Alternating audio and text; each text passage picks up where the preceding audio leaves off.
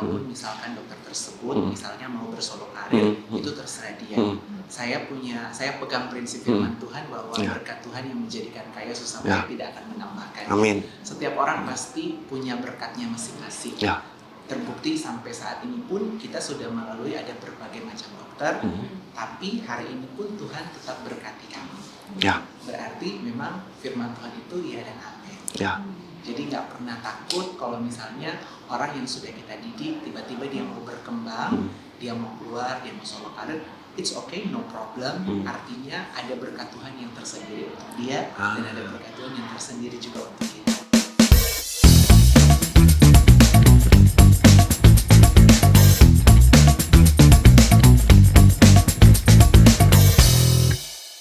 Shalom, welcome to Marketplace Wisdom bersama saya Corin dan juga saya Fandi. Hai. Masih di Manado ya, Go ya? Masih di Manado. Di BMS Manado, Go. Nah, Go, narasumber kita kali ini adalah sepasang suami istri dokter yang punya klinik kecantikan brand sendiri, Go. Nah, luar biasa. Dan ada ekspansi juga sampai keluar pulau. Saya langsung punya beberapa pertanyaan. Iya, kita mau dengar nanti sharing-sharingnya, tapi sebelum itu kita dengarkan dulu sharing firman Tuhan dari Ko Fandi, silakan. Ya, saya tertarik untuk membawakan dari tema bagaimana ini tentang service bisnis ya, excellent dalam service bisnis. Bagaimana supaya customer kita bisa happy dan loyal seperti itu. Jadi ayatnya saya ambil dari 2 Tawarik 9 ayat 3 sampai 4, 2 ayat aja. Ketika Ratu Negeri Sheba melihat hikmat Salomo dan rumah yang telah didirikannya, makanan di mejanya, cara duduk pegawai-pegawainya, cara pelayan-pelayannya melayani dan berpakaian, juru-juru minumannya dan pakaian mereka, dan korban bakaran yang biasa dipersembahkannya di rumah Tuhan, maka tercenganglah ratu itu.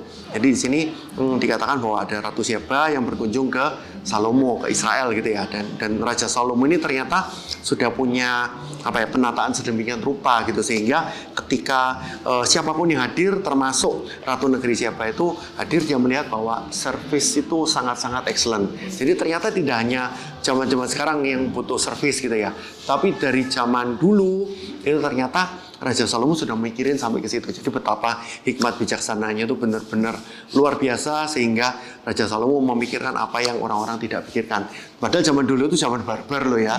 Zaman manusia itu nggak ada harganya. Nyawa manusia itu zaman ketika misalnya kalau misalnya pengen sesuatu itu langsung bunuh gitu ya, langsung ambil barangnya atau apa. Tapi ternyata dengan hikmat kebijaksanaan yang diberikan Tuhan kepada Salomo, maka Salomo bisa setting itu semua, dan itu seharusnya masing-masing kita anak-anak Tuhan itu bisa meladani dari caranya Salomo untuk menyeting atau menata segala sesuatunya yang ada dalam kerajaannya. Apalagi kita yang punya bisnis, jangan sampai bisnis kita ini jadi kotor, nggak terawat gitu ya. Terus secara itu mungkin udah usang dan sebagainya. Terus cara bicaranya staff atau sales atau karyawan kita, bahkan itu yang termasuk misalnya katakanlah ada yang buruh atau mekanik atau tukang itu sendiri, kita sebenarnya harus menata sedemikian rupa sehingga apa yang menjadi culture, menjadi budaya dari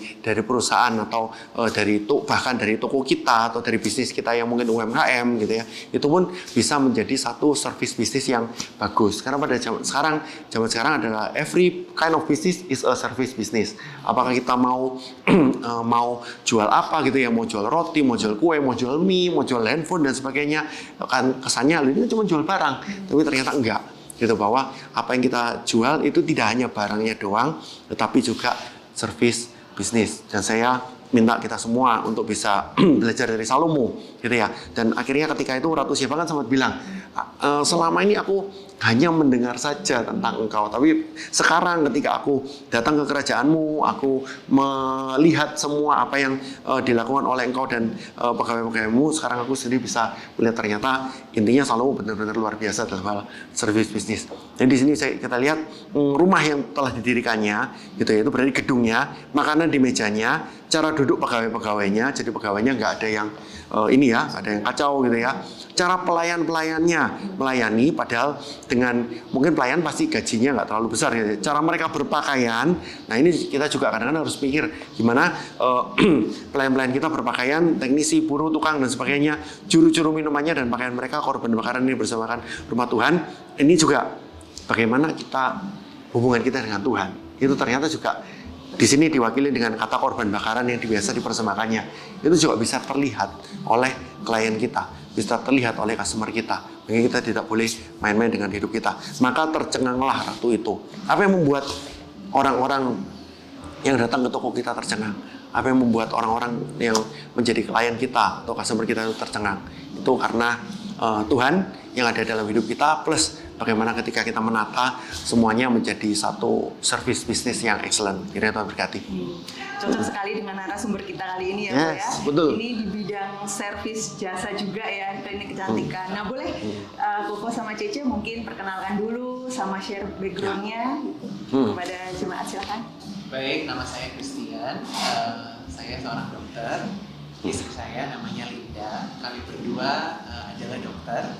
Tapi hari ini mengelola suatu klinik kecantikan dengan nama Jevon Aesthetic Clinic. Nah, sedangkan di GMS pelayanan juga ya, sebagai apa? Kalau saya di JG sebagai JGL untuk di departemen kami melayani dalam praise and worship di worship leader. Linda? Sama saya juga kan CGL juga. Departemen saya kreatif industri, makeup sama ada creator juga. Iya, keren suami istri melayani Tuhan. Nah, terus boleh sharing ini Koko sama Cece awal mula membangun klinik kecantikan. Nah, apakah memang nggak mungkin kan ujuk-ujuk ya tiba-tiba langsung bikin klinik kecantikan, mungkin ada backgroundnya atau latar belakang pendidikan atau gimana? Gitu. Atau memang ambil di bidang itu atau bagaimana ini? Klinik kecantikan bisa bilang bisnis juga kan ya. Sedangkan ini backgroundnya kan dokter juga. Nah, boleh di-sharingkan kok. Oke. Jadi awal mula kita mengambil bisnis kecantikan ini berawal dari passion saya. Jadi passion saya itu how to make people more alive, how to make people life more alive. Jadi dasar dari passion saya yang ingin supaya orang hidupnya udah hidup lebih tambah hidup. Nah, model seperti ini kita berusaha untuk, kan kalau dari dokter pasti harus jadi dokter umum. Kalau dari itu kita sekolah lagi. Setelah sekolah lagi baru saya memulai bisnis kecantikan itu di awal 2015. 2015 ya? Iya, seperti itu. 2015 ya? Oke. Nah, pada saat awal mula membangun bisnis ke klinik kecantikan ini, otomatis di kota-kota ini sudah ada klinik kecantikan yang lain ya kan? Ada nggak kok itu tantangannya pada saat mau memulai bisnis klinik kecantikan? Pada saat itu ketika memulai memang kami itu kalau mau dibilang salah satu brand lokal yang awal-awal. Nah, di luar dari itu memang sudah ada beberapa brand yang nasional yang berada di dalam kota kami, kota Manado. Tapi itu tidak membuat kami berkecil hati. Nah, pada saat awal membangun kita mulai menata segala macam hal. Memang pada saat awalnya ya berpikirnya CEO ya, see everything official. Save everything ya. Everything ya. Official. Tapi kita sadar bahwa kita nggak akan pernah eksis yang namanya itu Superman. Superman is never exist. Ya, adanya di komik ya, sama di film. Yang adanya adalah seperti itu. Dari situlah kita membangun tim the right man on the right place seperti itu. Nah, awalnya permulaannya seperti itu. Tantangannya mungkin pada saat awal adalah ketika kita berhadapan dengan brand-brand besar di luar sana, maka kita harus memiliki satu kapasitas juga seperti selayaknya mereka, bahkan harus lebih baik daripada mereka. Satu yang paling kita tekankan bahwa kami klinik kecantikan yang bukan hanya sekedar menjual ngomong aja, tapi kami harus menjual yang namanya evidence-based medicine. Setiap treatment yang kita berikan harus memiliki dasar evidence base yang harus dibuktikan melalui pembuktian secara ilmiah. Berikut selain itu setiap produk yang kita gunakan harus produk yang terbaik. Itu tugas saya sebagai penentu produk mana yang harus digunakan. Harus ada register Kemenkes, Depkes atau BPOM, dan juga setiap dokter, perawat, bahkan juga tenaga-tenaga ahli yang menanganinya itu harus menanganinya selayaknya seperti saya menangani pasien. Jadi nggak ada perbedaan ya, baik itu mungkin dokter lain ataupun dokter Christian sendiri yang menangani pasien ya. Jadi pasien merasakan treatment yang sama. Nah, bagaimana cara membuat standarisasi yang sama? Itu kan susah kan? Gitu. Jadi di bisnis kita di Jevon Aesthetic Clinic itu kita bagi dua hal. Jadi saya dan Linda. Nah, saya adalah orang yang pertama kali, I am the visionary people, I am the visionary man. Jadi man who's living with the vision is a man who knows which direction he want to go. Jadi saya adalah penentu di mana arah bisnis kita tuh mau kemana. Nah, di luar dari itu ada departemen yang memang saya pegang, yaitu Standard Operational Procedure. Jadi bagaimana menyusun sebuah SOP, baik itu SOP dokter, perawat, tenaga ahli yang lainnya, ataupun baik itu di dalam pelayanan kepada customer, itu memang disusun oleh saya. Jadi vision awal yang diterima tuh kepada saya, tapi sebuah visi tanpa satu strategi yang penting dan eksekusi dan controlling yang baik itu akan melahirkan hanya sebuah mimpi belaka. Nah, Linda is a strategic woman. Jadi visinya dilemparkan ke saya melemparkan kepada Linda untuk memenangkan strategi-strategi di marketnya seperti apa. Boleh di-sharingkan strateginya gimana nih? Strategi ya. Jadi strategi saya itu berdasarkan visi gitu. Kalau punya visi A berarti kita harus rincikan apa yang harus kita kerjakan. Nah, sebelumnya saya sharing dulu ya, maksudnya saya ini juga lulusan dokter sama kita berdua. Dia punya visi, saya lebih ke supportnya aja. Tapi pendidikan kami ini, terutama saya ya, kalau dia pelayanan langsung ke customer, ke pasien. Kalau saya kan belakang layar. Biasanya saya ini kalau basicnya dokter kan harus pegang pasien. Ini kita lebih ke manajemen. Ini hal yang baru buat saya. Jadi saya banyak belajar dari pengalaman. Strategi-strateginya saya lebih belajar dari pengalaman-pengalaman yang ada. Kemudian saya minta hikmat dari Tuhan. Jadi banyak sekali hal-hal yang secara teori tidak saya pelajari, tapi saya belajar dari pengalaman dan saya minta hikmat dari Tuhan. Kira-kira apa yang harus saya kerjakan? Nah, sekarang saya ingin tanya nih, berhubung tadi sempat nyinggung merek lain gitu ya. Nah, merek-merek lain ini kan secara nasional gitu, mungkin dari pusat kota atau dari Jakarta, dari Surabaya atau yang lain-lain. Nah, gimana caranya dengan brand yang baru ini bisa berkompetisi dengan brand-brandnya mereka? Mereka kan pasti punya satu keunggulan, katakanlah udah berapa puluh tahun, punya nama, punya reputasi, dan juga mungkin karena mereka sudah secara volume mereka juga sudah tinggi, otomatis harga mungkin bisa lebih kompetitif. Nah, gimana kiat-kiatnya Jevon sebagai brand lokal ini untuk bisa bersaing dengan mereka? Gitu. Tapi sebelumnya saya ingin ngomong ya sama teman-teman bahwa Jevon ini juga bukan kaleng-kaleng, dalam arti kalau misalnya saya sempat cek gitu ya, kliniknya tuh semuanya bener-bener excellent. Di Google Review tuh semuanya bintang 5. Makanya kita pengen tahu gitu ya gimana caranya seperti itu. Gitu. Oke, ini sedikit membuka rahasia dapur. Dibuka banyak juga nggak apa-apa. Jadi memang pasti kompetitor pasti selalu ada. How to win the market itu kembali lagi kepada diri kita sendiri. Nomor satu, ketika kita memulai satu bisnis, kita memulai semuanya di bawah kaki Tuhan. Jadi ketika kita mau memulai satu hari yang baru, pasti kita akan mulai dalam doa dan di dalam firman. Rahasianya paling pertama yang itu. Satu.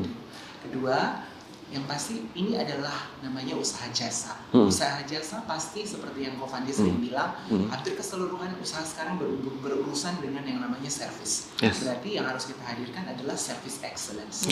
Nah, klinik kecantikan itu adalah klinik yang menuntut yang nomor satu adalah hasil. Hasilnya harus bagus. Dan yang kedua adalah experience. Experience customer mulai dari awal dia masuk sampai dia keluar, dia harus merasakan selayaknya apa yang dirasakan Ratu Sheba di dalam istananya Salomo. Kurang lebih keren. Jadi beberapa yang namanya service itu yang harus ditingkatkan.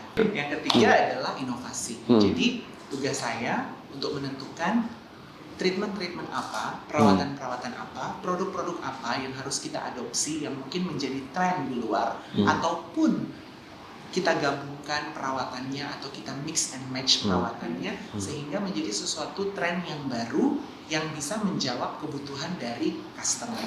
Karena di dalam dunia klinik kecantikan itu sangat dua hal yang sangat berbeda antara patient needs dan doctor wants. Bagaimana kita mengawinkan antara patient needs dan doctor wants itu menjadi sesuatu treatment yang pasien bisa terima sehingga bukan hanya sekedar mengatasi permasalahan confidence-nya, tapi juga mengatasi yang namanya emotional beauty-nya.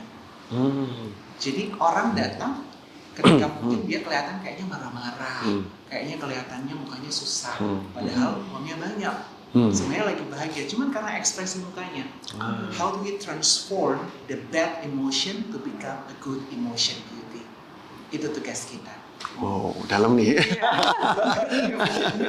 Saya langsung tahu ya mukanya ini dia lagi ada masalah gitu. Jadi penanganannya benar-benar personal ya. Misalnya si A sama si B itu jelas-jelas berbeda dan itu semua terrecord gitu ya. Jadi, nah gimana kalau misalnya ternyata yang sebelumnya yang handle misalnya dokter Krisnya sendiri gitu. Terus misalnya suatu saat dokter Krisnya lagi di luar kota atau lagi di luar negeri. Nah, sedangkan yang dokter pengganti ini itu semuanya gimana caranya? Oke. Jadi semua dokter, semua tenaga ahli, semua beautician ataupun nurse di klinik kita di Jevon Aesthetic Clinic itu sudah terstandarisasi secara keseluruhan.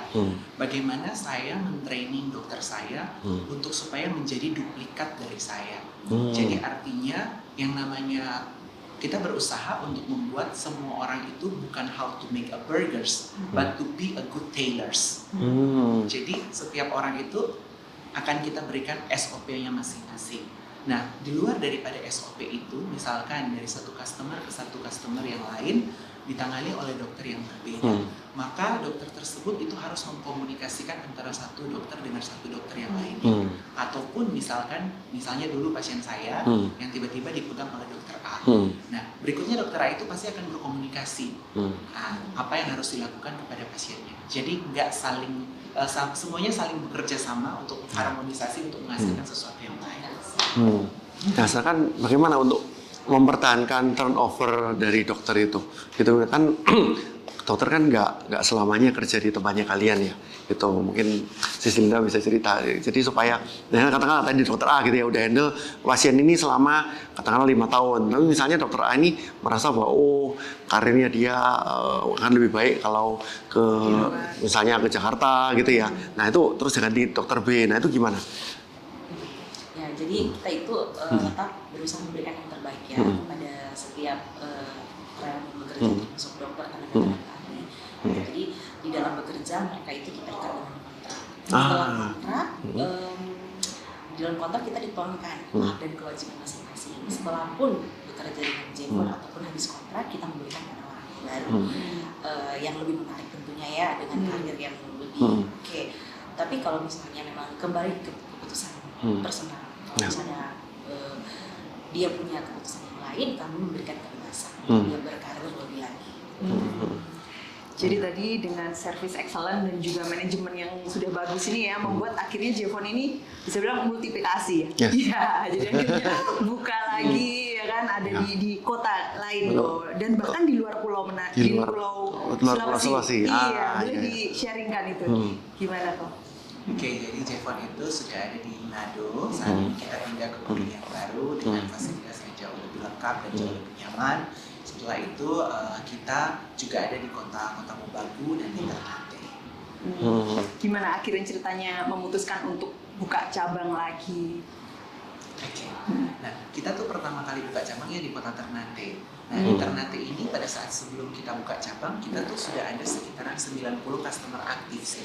Di sini? Ya, 90 customer aktif yang dari kota Ternate. Oh, dari kota Ternate datang ke sering datang ke Manado. Oh, Begitu juga dengan cabang kita yang ada di kota Mobagu. Nah, sebelum kita buka di sana, itu sudah ada beberapa customer yang memang loyal treatment di Manado. Dari kota Mobagu. Betul. Karena kita melihat yang namanya customer ini mulai loyal dan mulai treatment, kenapa kita nggak buka klinik yang baru yang ada di sana supaya bisa lebih dekat ke mereka. Itulah yang membuat kita membuka di situ. Ini seperti GMS ini ya. Seperti GMS bermultiplikasi. Nah, dengan buka lagi cabang otomatis ada tantangan baru, bener ya, ya.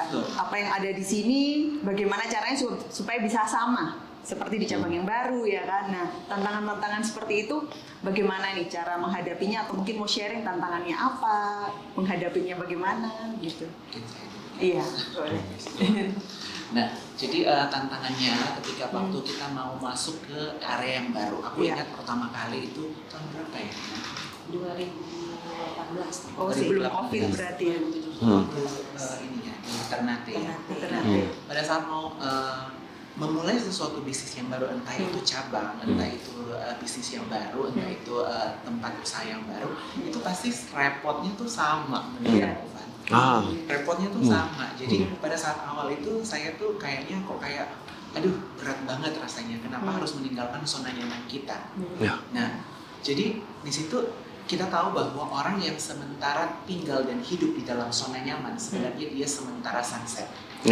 Sementara menuju kepada downgrade lah istilahnya. Nah, pada saat itu kita tahu bahwa kita harus berkembang, kita harus multiplikasi. Nah, spirit multiplikasi itu lahir dan akhirnya kita berusaha untuk pertama membuka praktek di kota tersebut. Selesai membuka praktek, kelar membuka praktek ternyata berhasil, kita melanjutkan untuk membuka klinik cabang di sana. Pada saat membuka awal itu pun jujur bagi saya itu sangat berat. Sangat beratnya bukan melalui apa ya, mungkin beban mental ke saya karena saya teringat ketika capeknya satu merintis usaha itu berdarah-darahnya di situ.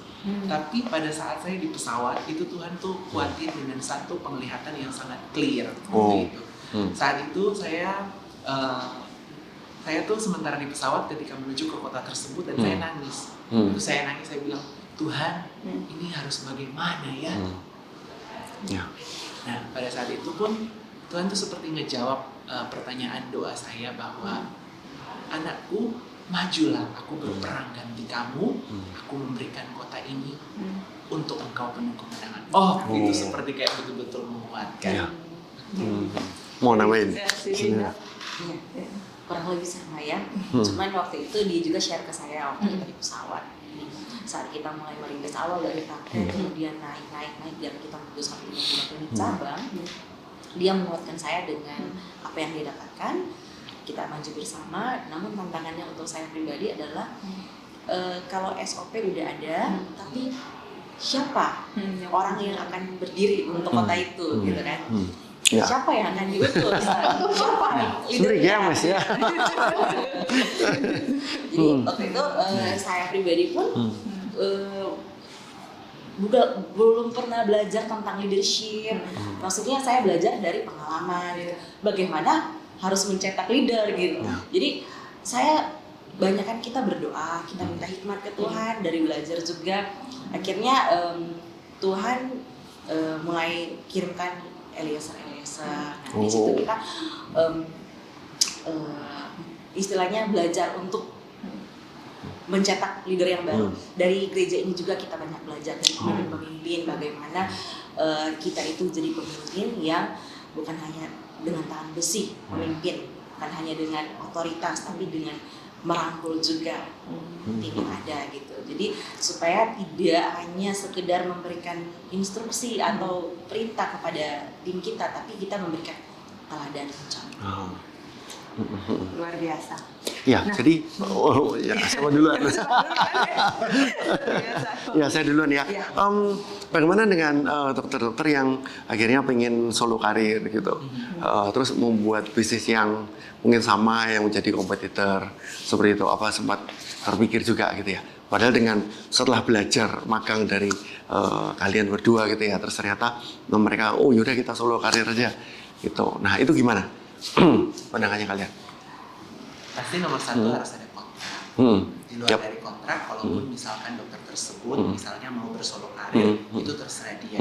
Saya pegang prinsip firman Tuhan bahwa berkat Tuhan yang menjadikan kaya susah payah tidak akan menambahkan. Amin. Setiap orang pasti punya berkatnya masing-masing. Terbukti sampai saat ini pun kita sudah melalui ada berbagai macam dokter, tapi hari ini pun Tuhan tetap berkati kami. Berarti memang firman Tuhan itu ya dan amin. Jadi nggak pernah takut kalau misalnya orang yang sudah kita didik tiba-tiba dia mau berkembang, dia mau keluar, dia mau solo karir, it's okay, no problem. Artinya ada berkat Tuhan yang tersendiri untuk dia dan ada berkat Tuhan yang tersendiri juga untuk kita. Luar biasa. Pengen tahu juga kok kan gini, kok kan buka cabang lagi ya kan. Nah, boleh nggak di-sharingkan kepada teman-teman yang mungkin mempunyai bisnis yang sama atau mungkin mempunyai bisnis yang ingin multiplikasi, buka cabang lagi. Nah, strategi-strateginya apa sih gitu? Nah, saya tambahin ya. Iya. Jadi gini, kalau mau multiplikasi biasanya kalau daerah kan gimana-gimana, saya dari Surabaya kan juga dianggap daerah ya. Gitu. Nah, orang-orang punya dua pilihan. Yang pertama akan ke daerah-daerah di sekitar kotanya yang selama ini yang kalian lakukan gitu ya. Untuk karena ada dari Ternate sama Kota Mobagu, atau strategi yang lain adalah serang ke ibu kota. Itu katanya ibu kota kan lebih kejam daripada ibu tiri gitu ya. Nah, seperti itu. Nah, itu gimana? Kalian kenapa memilih yang ini, atau sebenarnya sudah punya plan gitu ya untuk ke arah Jakarta dan Surabaya juga gitu. Karena jujur bagaimanapun duitnya lebih banyak kan di Jakarta sama di Surabaya. Strateginya, popularitasnya, nggak hanya masalah uang ya, marketnya. Nah, itu gimana? Oke, baik. Pertanyaan Kofandi ini teknis banget ya. Jadi seperti ini teman-teman. Ketika kita memulai untuk mengekspansi, yang pasti kita akan pikirin adalah kita punya market nggak di sana. Kita punya influencing nggak di sana terhadap perusahaan kita. Biasanya kita akan berpikir seperti itu. Karena ketika kita memancing di dalam air yang keruh, otomatis udah banyak dong yang mancing di sana. Tapi ketika kita memancing di air yang udah kelihatan nih ikan-ikannya seperti apa, tentu jauh lebih gampang. Nah, strategi-strategi itu yang saya dan Linda selalu rembukan untuk bagaimana kita tuh membuka satu tempat dengan begitu hati-hati supaya kita melangkah nggak salah. Nah, otomatis kalau misalkan kita membuka di tempat yang jauh lebih besar atau di kota yang lebih besar, berarti kita harus konsekuensinya kita harus tahu resources yang akan kita gunakan itu sampai seperti apa. Keperluan apa, mungkin pendanaan, mungkin tenaga-tenaga ahli yang harus disiapkan, dan juga di luar dari itu selain pendanaan yang paling terpenting adalah promosi dari kota A biasanya akan berbeda dengan strategi yang akan digunakan di kota besar dan memerlukan effort yang jauh lebih besar untuk itu. Sedangkan dari promosi yang ada di Manado atau strategi yang ada di Manado itu sangat berbeda dengan strategi yang ada di luaran Manado. Nah, butuh kearifan lokal untuk itu. Nah, di luar dari itu, kenapa kita memilih ke area-area mana yang saat ini sudah kita ekspansi? Tentunya sudah ada perhitungan yang matang-matang. BEP-nya bisa berapa lama, resources-nya seperti apa, pendanaannya seperti apa, kurang lebih seperti itu. Mau namain, Zilina? Jadi dari sini teman-teman bisa lihat ya bahwa kadang-kadang ambisi itu harus didasari dengan perhitungan yang matang gitu ya. Sama seperti Jevon ketika dengan seperti ini lalu pilihannya seperti ini. Ada beberapa orang yang merasa bahwa misalnya dia cukup mampu gini, dia nyerangnya ke kota yang lebih besar seperti itu pasti jadi semoga jadi pertimbangan buat teman-teman yang sekarang lagi bergumul mau expand ke daerah atau malah ke pusat seperti itu. Nah, kok ini yang menarik juga. Ini kedua dokter ini kan juga pasti sibuk ya karena kan ada 3 cabang ya kan, apalagi sekarang gedungnya baru dan pelayanan juga di gereja dan CGL juga. Gimana cara bagi waktunya nih, Koko sama Cici? Keluarga, pelayanan, pekerjaan, bisnis. Ya, sebisanya kita bagi lah ya, karena hidup itu harus seimbang.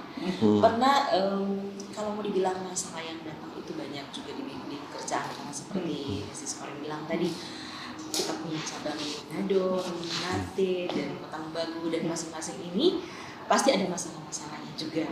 Saya harus membangun tim yang kuat, terus saya harus membangun leader juga yang tangguh juga untuk di setiap tempat ini gitu. Saya harus belajar hal-hal baru, hal hukum, pajak dan macam-macam gitu. Nah, untuk tetap bisa menyediakan waktu, bukan menyediakan waktu, tapi memprioritaskan waktu juga untuk pelayanan saya, tetap memegang Tuhan. Saya harus pegang visi yang matang. Jadi saya berusaha untuk menyeimbangkan. Walaupun ada masalah, saya berusaha untuk bukan melupakan, tapi menghilangkan sejenak masalah itu. Jadi tetap ada waktu yang harus saya prioritaskan untuk Tuhan. Karena tidak semua masalah harus selesai saat itu juga ya. Kadang ada masalah yang memang bukan menghilangkan, itu maksudnya bukan untuk ya udah lupakan aja. Gitu. Masalah itu tetap akan ada, tapi ada masalah yang bisa ada yang urgent yang harus segera diselesaikan, ada masalah yang mungkin bukan urgent yang tidak harus selesaikan pada saat itu juga. Gitu. Dari Koko ada yang mau tambahin? Oke, kalau bagi saya, ketika kita diperhadapkan dengan pelayanan dan juga kita diperhadapkan dengan pekerjaan, itu sebenarnya semuanya adalah masalah prioritas. Bagaimana kita mau memprioritaskan yang mana? Otomatis nomor satu, ketika Firman bilang carilah dahulu kerajaan Allah maka semuanya akan ditambahkan kepadamu, berarti kita tahu bahwa prioritasnya kita harus adalah Tuhan. Yes. Yang kedua adalah hubungan. Nah, dan yang ketiga adalah baru uang. Nah, otomatis yang terjadi adalah kita akan membagi waktu sebaik mungkin, mana yang merupakan waktu untuk kita melayani Tuhan, mana waktu untuk kita bekerja. Nah, saat kita bekerja, kita harus bekerja sebaik mungkin, selayaknya dan seprofesional mungkin. Dan ketika kita melayani, ya kita harus melayani dengan sebaik mungkin dan seprofesional mungkin di dalam pelayanan. Artinya di tahun ini saya dan Linda itu berdoa supaya Tuhan tuh mengirimkan lebih banyak Eliezer yang baru dalam dunia bisnis kita, supaya waktu yang Tuhan berikan itu supaya kita bisa gunakan untuk kegerakan visi Tuhan di Sulang Papua. Wow, keren. Jadi kita hidup nggak untuk diri kita sendiri, nggak untuk keluarga kita, tapi juga ini ya, yang pasti justru untuk visi gereja dulu. Dan untuk mengakhiri bisa juga mungkin Koko sama Cece memberikan tips and trick. Nah, kepada teman-teman ini yang saat ini mungkin sedang membangun bisnis atau mungkin bisnisnya juga sama, kira-kira apa sih tips and trick buat teman-teman semua? Silakan. Oke. Teman-teman sekalian, ketika kita membangun bisnis, kita mungkin punya tempat di mana kita bisa belajar untuk bisnis. Satu, kita bisa sekolah, kita bisa kursus, kita bisa ikut pelatihan. Tapi satu hal yang Anda akan nggak pernah temui dimanapun, yaitu hikmat. Dan itu hanya datang dari Tuhan. Dan itu hanya datang daripada ketika kita mau duduk diam di bawah kakinya. Ketika kita mau baca akan firman Tuhan. Tidak ada satu pewahyuan yang baru. Pewahyuannya sudah ada. Tinggal kita mau nggak menangkap itu. Nah, saat ini ketika kita mulai ada di dalam marketplace, mari awali semuanya bersama dengan Tuhan. Maka kita akan melihat mujizat-mujizat yang akan terjadi di dalam dunia pekerjaan kita. Amin. Luar biasa. Kita minta, kita minta salah satu untuk mendoakan teman-teman yang sekarang lagi lagi bergumul atau lagi melihat gimana sih cara service bisnisnya excellent seperti apa, itu bisa tolong didoakan. Silakan. Oke, kita doa ya. Tuhan, terima kasih Tuhan, kami percaya bahwa hari ini setiap kami yang hadir di tempat ini, bahkan yang menyaksikan tayangan ini Tuhan, kami ingin di-upgrade kapasitasnya. Hari ini Tuhan, buat teman-teman mungkin atau jemaat yang berada di dalam dunia marketplace, Tuhan Engkau lihat, kami ingin Tuhan setiap orang yang hadir di dalam marketplace, khususnya para jemaat-jemaat yang berada di dalam gereja Mawar Sharon ini Tuhan, memiliki spirit of excellence di dalamnya. Sehingga sesuai dengan firman-Mu, kami bisa tampil begitu rupa di depan raja-raja. Tuhan, Engkau berkati setiap apa yang mereka lakukan, buat mereka Tuhan berhasil. Dan Tuhan, kami minta berikan hikmat-Mu Tuhan, di dalam setiap pekerjaan, di dalam setiap pekerjaan yang membutuhkan servis, mereka bisa menghadirkan service excellence di dalamnya. Sehingga Tuhan, setiap orang customer yang akan datang di dalam dunia pekerjaannya Tuhan, bisa mengenal Tuhan, bisa mengenal Kristus di dalam mereka, yang membuat mereka itu bersinar di dalam marketplace. Di dalam nama Yesus kami mengucap syukur. Amin. Amin. Wow. Ya, thank you banget thank buat you. Koko sama Cece, salam inspirasi. Jadi yang pertama tetap mengandalkan Tuhan dan dibarengi dengan servis yang excellent, bener ya Go ya? Yes, benar. Yeah. Thank you. Oleh karena itu teman-teman yang menonton jangan lupa kalau Anda suka dengan tayangan kali ini, kasih like gitu ya, share juga ke teman-teman yang lain supaya mereka juga belajar hal yang sama, dan juga kasih komen apakah Anda mau tanya sesuatu ataukah nanti ada laporan-laporan kemenangan, kami tunggu. Oke, see you. Bye bye, God bless.